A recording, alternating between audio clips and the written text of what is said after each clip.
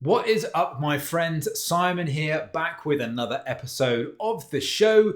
Today, we are talking about stress. Now, stress comes in many forms, whether it is your unreasonable boss, whether it is the tight deadlines trying to get that contract over the line at work, or if it's just family stress, financial stress, stress in all parts of life are just something that we have come to deal with in modern day society.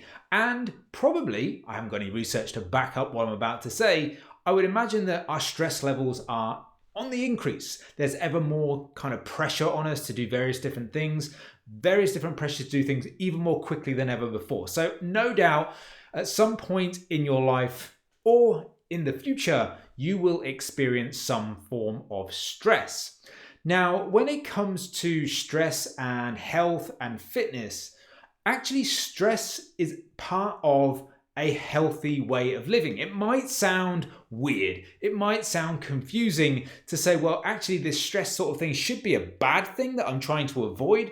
But actually, Simon, you're saying that it can be a good thing and part of a healthy lifestyle.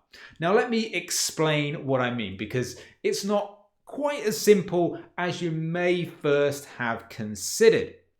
Now, stress is a very natural stimulus on the body. It happens all the time. Yes, there's the stress that you're dealing with, whether it's like anxieties about paying the bills, or whether it's your partner nagging in your ear or something about some shit you've done or not done, as the case may be, certainly what I've come across in the past. Now, that's one level of stress. Now, the other level of stress, or the other type of stress, should I say, is perhaps something you may be more accustomed to in the gym.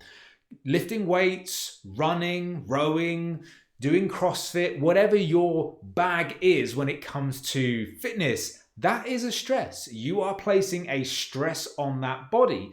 Now, you need that stress in order to create an adaptation, because if you don't stress the body, if you don't force it into an adaptation to do something different that it's not used to, then it's not going to adapt.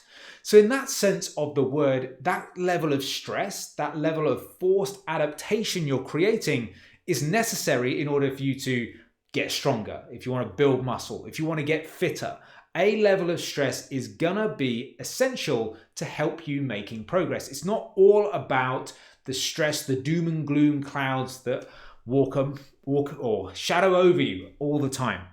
Now, you don't necessarily need to be a nutritionist or someone who's really clued up even on fitness or a doctor or anything like that to understand the basics of how stress works and how you can use it to your advantage, manipulate it in order to achieve a healthy lifestyle. In fact, you probably know way more than you actually realize. Now, when I throw out a term like cortisol, you've probably heard of that term in one form or another. You may even have heard of cortisol as it's labeled frequently as the stress hormone.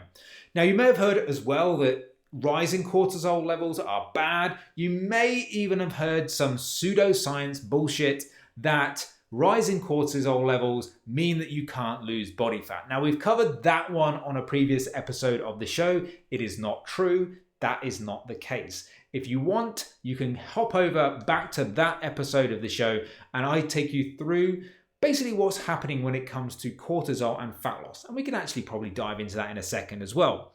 Now, you get to those points where there's steam coming out of your ears, maybe there's some sweaty palms and you're getting ready for that big presentation at work, cortisol levels are rising, you've got training stimulus as well coming in there, that's leading to these cortisol levels rising, but that's all part, as I said before, of this adaptation process. Now, okay, the stress you've got at work, the financial stress, that's not necessarily part of adaptation. That's probably stress you could do without in terms of trying to be generally healthy. But what I'm trying to get at here is there's a balance that you need to have. There is a balance of the amount of stress you need in order to create healthy adaptations. And then there is this kind of level of stress that takes you way beyond that and starts to become detrimental. So in the context of fitness, yes, you need a level of adaptation, a level of stress to create that stimulus. Outside of that, you probably want to reduce the amount of stress you've got in terms of work and things like that. Now, High stress in and out of the gym is probably not a good idea because you've got fatigue, you've got soreness, you've got an increased risk of injury when we're talking about things that can happen in a gym context. And you also might feel on fucking edge all the fucking time if you're stressed out to the max. Now, that applies whether it's training, whether it's nutrition, anything like that. You just need to kind of manage those stress levels. I like to think of stress levels a bit like a fuel tank. Now imagine the fuel tank in your car. It's full to the brim. Now when you place an adaptation on your body, a stress adaptation or a level of stress on your body, that's like using some fuel from the fuel tank. At some point you're going to have to replenish that fuel from the fuel tank because you can't let it run completely empty. Otherwise you'll never get to where you want to be. So this concept of stress is, yes, I need to do something to actually progress and get where I want to get to. But if I just ram it to the max constantly, I'm going to very much run that tank dry very, very quickly. Going to lead to burnout, going to lead to all sorts of complications, whether that is in the gym or outside of the gym.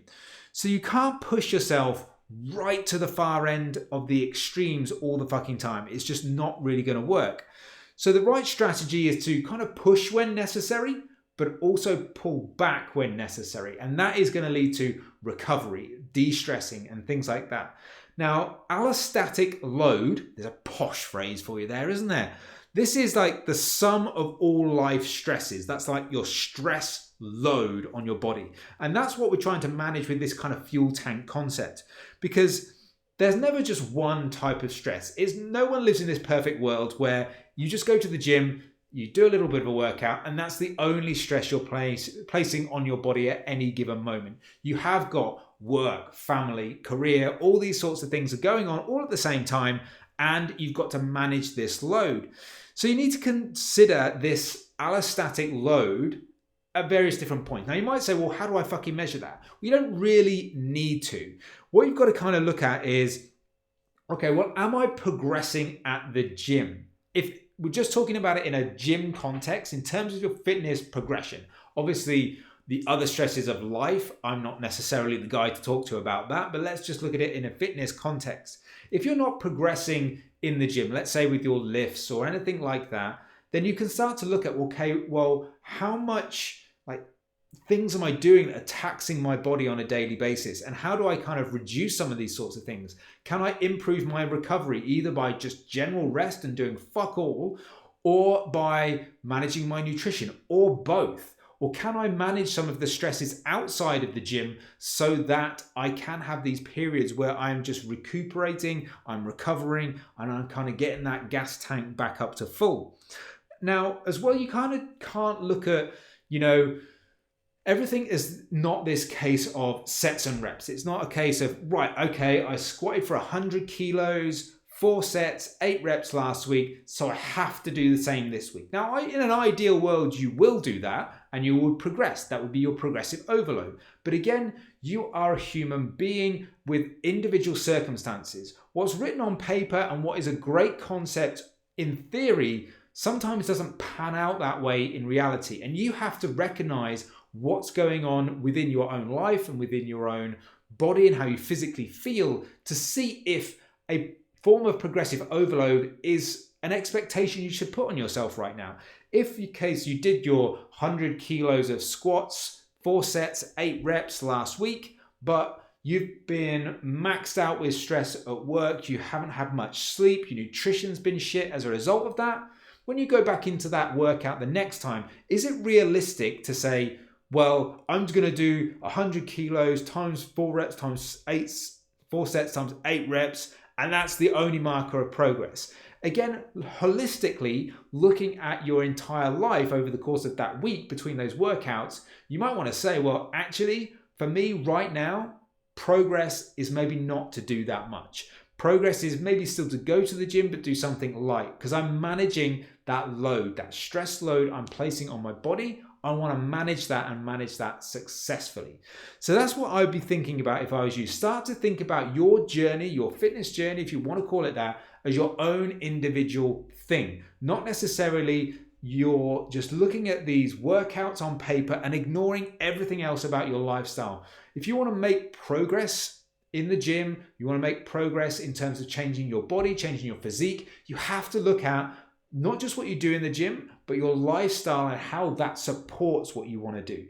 And you also have to look at what's going on and what do I need to compensate in order to make sure that I'm not just overtaxing myself and pushing myself to burnout. Those are the things you've got to look at. You've got to look at yourself as an individual, because that's what you absolutely are. Now, if I was managing clients and things like that in terms of my coaching program, these are absolutely the things that we would be looking at in terms of, well, okay, what is going on in your lifestyle? When I get a client to check in, they're not just checking in with me to say, I ate this many calories and this is the workouts that I did and so on and so forth.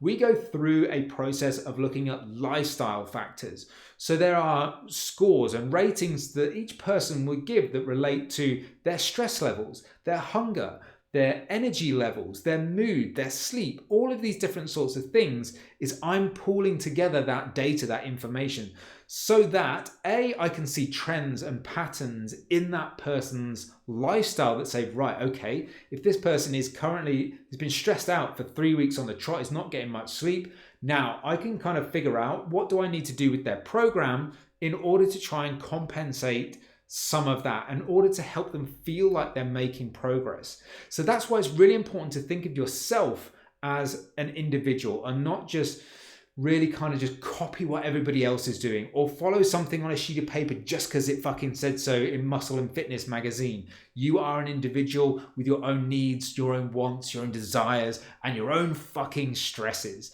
So recognize that and change your program on a constant basis, and challenge yourself to change your program on a constant basis so that you aren't reaching that zero on the fuel gauge and leaving yourself to complete burnout.